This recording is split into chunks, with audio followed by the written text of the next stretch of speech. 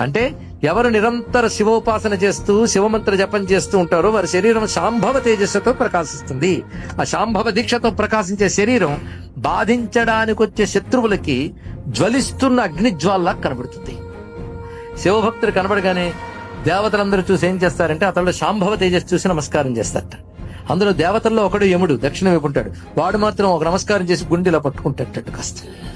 అంటే కొట్టిన దెబ్బ గుర్తొస్తుంది దానికి. ఇక్కడ ఒక్కసారి శివ నీ వాడని అంటే వాడు ఇంకా యముడు వాడు కాడు. ఇది తెలుసుకోవాల్సింది.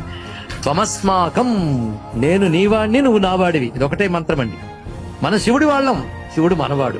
అది అన్నాక ఇంకా లోకంతో భయమే ఉందండి. ఇక్కడ అన్నిటికంటే గొప్ప తెలివి ఏంటంటే ఈశ్వరుణ్ణి ఆశ్రయించాలన్న బుద్ధి ఒక్కటుంటే సర్వశాస్త్ర సారములు తెలిసినట్లే.